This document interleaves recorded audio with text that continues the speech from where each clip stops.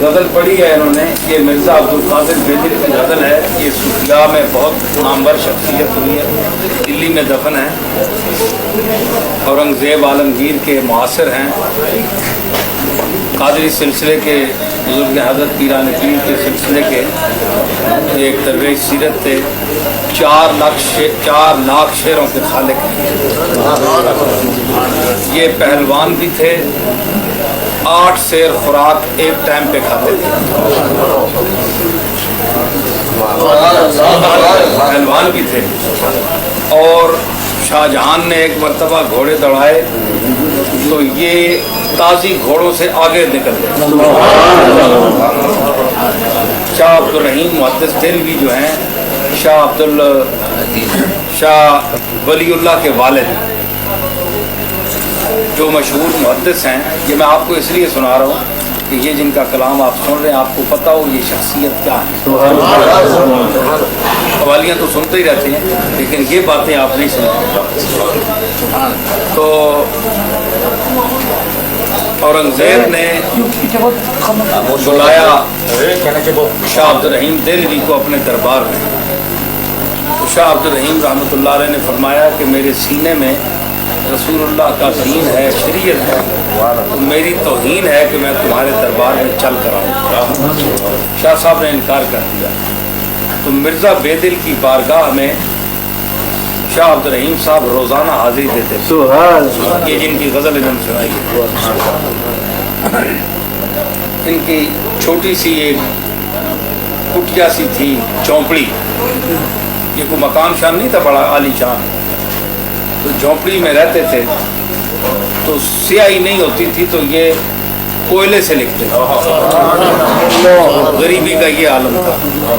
اورنگزیب نے جب انہوں نے ایک شعر کہا کہ بتر سز آہ مظلومہ کہ ہنگامے دعا کردن اجابت از در حق بہر استقبال می آیت، بڑا مشہور شعر ہے.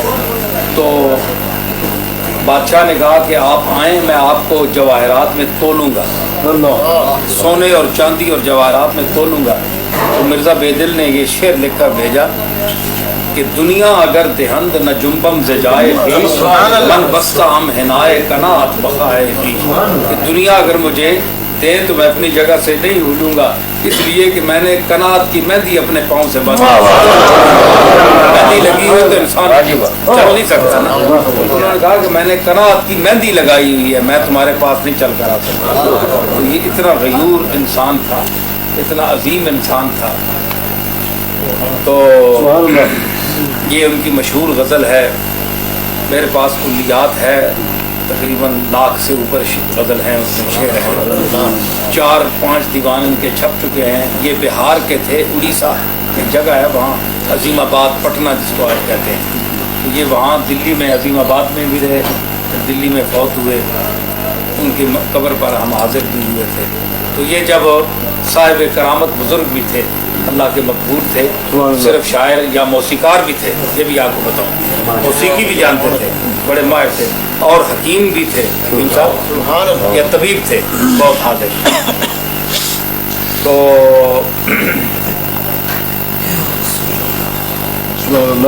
یہ ہوتا تھا کہ چلتے چلتے کوئی کام یاد آ گیا تو ایک صاحب بہت دور چلے گئے، مثلا عبداللہ بھائی بہت دور چلے گئے، بھائی بات کرنی ہے، تو یہ یوں کرتے تھے ہوا میں، یوں کر کے تو ہوا میں اڑ جاتے تھے.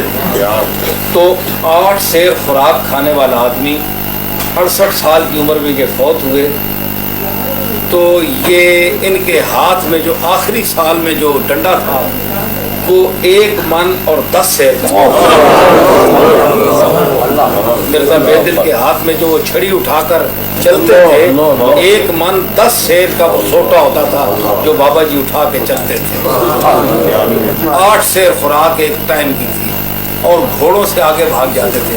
ایک دفعہ بادشاہ شکار پر گیا، سناؤں یہ آپ بتا رہے ہیں، یہ بھی ایک قوالی ہے، بادشاہ شہر پر گیا تو معظم جاہ جو ہے شہزادے نے جنگل میں نکلا تو شیر، کھلا شیر آ گیا سامنے. سارے بھاگ گئے، کوئی گھوڑے پہ بھاگ گیا، کوئی کدھر جا گیا، کوئی درختوں پہ چڑھ گئے. اب جنگلی شیر تھا، کیا کرے؟ مرزا عبدالقادر بیدل نے کیا کہ اللہ کا شیر पास कुछ भी नहीं था, चादर सर से खोल के तो आधे एक हाथ पे इस तरह उसने कर ली और इस तरह करके ना हाथ महफूज करके शेर ने जो मुँह खोला उसके मुंह में हाथ दोनों ले गया और अंदर से मुंह उसको चीर दी, चमड़े चीर दिए। ये वो आदमी है मिर्ज़ा बेदिल गालिब। ये तो उसकी ताकत और रूहानियत का मैंने सुनाया कि ये हवा पर उड़ता था तो महल्लात की जो शहजादियाँ औरंगज़ेब की बेटियाँ खड़ी होती थी तो वो पर्दा कर रही थी, ये इंसान उड़ रहा है, ये कौन है? तो जाते जाते दिल्ली की गलियों में गुजरता फिर आदमी को पकड़ लिया, अब्दुल्ला मियाँ कहाँ जा रहे यार, मुझे बात एक याद से तुम जल्दी से निकल आए। तो ये सर के आदत आदमी था, बहुत अजीब आदमी था। ये तो इनके कमाल और ये फ़नून की बात हुई। और दूसरी बात यह है कि गालिब कितना बड़ा शायर है। गालिब सारी उम्र इसकी कब्र ढूंढता है बेदिल। तो गालिब ने जितना कलाम कहा है मिर्ज़ा बेदिल के इत्तिबा में कहा है, समझ आई ना? उसको अपने आप को उसका अदना शागिर्द मानता है, अदना शागिर्द। घर मिले हज़रत बेदिल का ख़ते लौहे मज़ार, असद आईना परवाज़ मानी मांगे, ये गालिब का है। मुझे तर्ज़े बहारी जाती है बेदिल पसंद आया, समझ आई ना?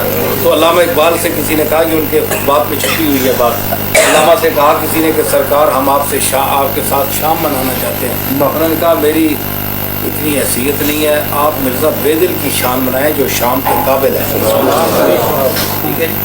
तो ये उनका मतलब था, अगर बगुलशन ज़ेनाज़ गर्दद कदे बलंदे तो जलवा फरमा, अगर बाग में नाज और खिराम के हवाले से मटक कर चलने के मूड में अगर तेरा ये कामत जो है, खूबसूरत जिस्म जो है, ये बाग में सैर करने का इरादा करे, सिर्फ इरादा करे कि मैं जाऊंगा, तो क्या हो?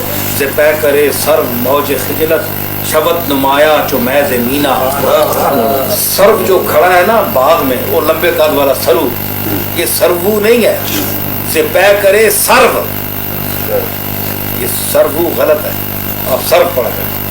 ज़िपै करे सर्व मौज खिजलत, तो सर्व के पैकर से शर्मिंदगी की मौज इस तरह निकल पड़े जिस तरह सुराई से शराब टपके।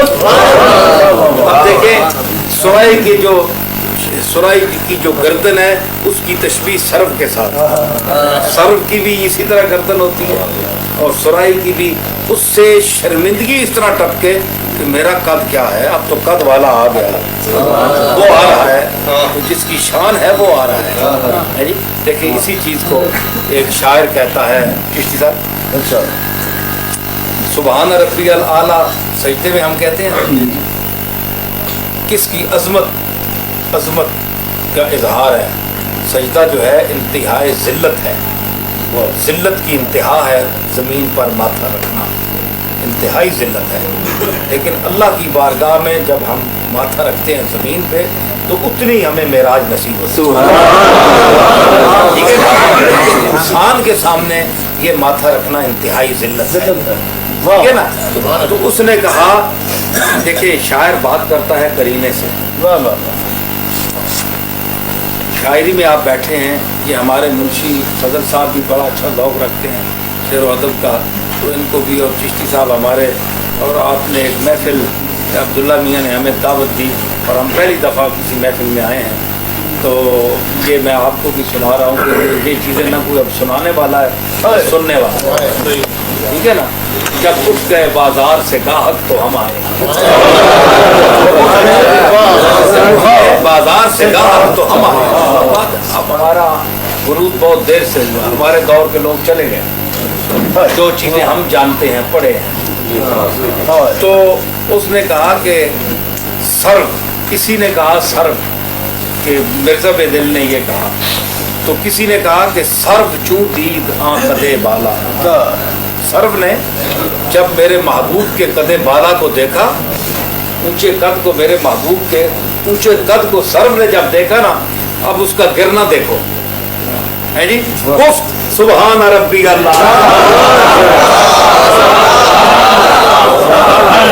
اس طرح گرا یعنی سجدے میں گر رہا ہے. سبحان ربی الاعلیٰ انسان سجدے میں کہتا ہے نا, تو مطلب سرو آ کے سبحان ربی الاعلیٰ کیا کٹا پٹ سر چودید. اس میں شعر جو لکھنے کے قابل ہے, اب کوئی سننے والا ہو, میں پڑھتا ہوں آپ لکھ لیں. اس نے کہا جی کہ پہیج صورت سے دور گردوں, اسی غزل کا ہے, پہیج صورت سے دور گردوں نصیب ماں نے سر بلندی. یہ مجھے دینا, میں لکھ لوں, آپ اپنی مرضی سے لکھیں گے. میں جس طرح زبان کی مرضی ہے آپ تحریر فرمائیں گے تو ہمارے لیے یادگار ہوگی. جی جی ہاں. پہیج صورت سے دور گردوں نصیب ماں نے سر بلندی. یہ جو گردوں کا آسمان کا جو چکر ہے نا, جب تک یہ چل رہا ہے تو ہماری قسمت جب تک ہم نے جینا ہے, ہم سمجھتے ہیں کہ ہماری قسمت میں بلندی نہیں لکھی ہے. اللہ نے بلندی نہیں لکھی جب تک یہ آسمان چل رہا ہے. تو اس میں ہم نے ہماری قسمت میں بلند ہونا, اونچا ہونا, یہ ہماری قسمت میں نہیں ہے. پہیج صورت سے دور گردوں نصیب ماں نے سر بلندی. زباد مردن مگر نسیم غبار مارا. ہمارے مرنے کے بعد جب ہم مٹی ہو جائیں, ہماری قبر پر کوئی ہوا آئے چلے تو شاید ہمارے غبار کو اٹھا کر یہ تو ممکن ہے. جیتے جی ہم بلندی نہیں آ جاتے.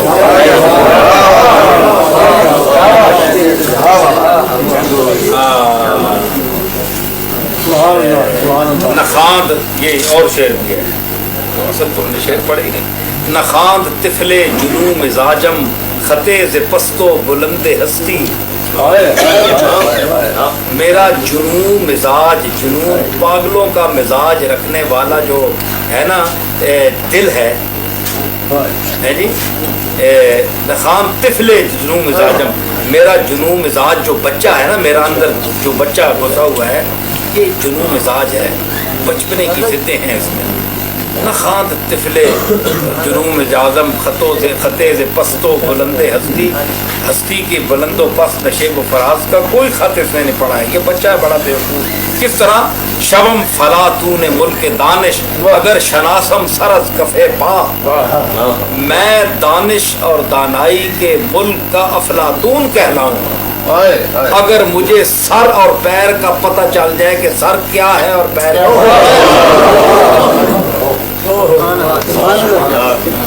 ہمیں سر کا مقام بھی نہیں پتا, پیر کا مقام بھی نہیں پتا, اور ہم دانا بنے ہوئے ہیں. کہا میں شبم فلاتون ملک دانش اگر شناسم سرز کفے پا.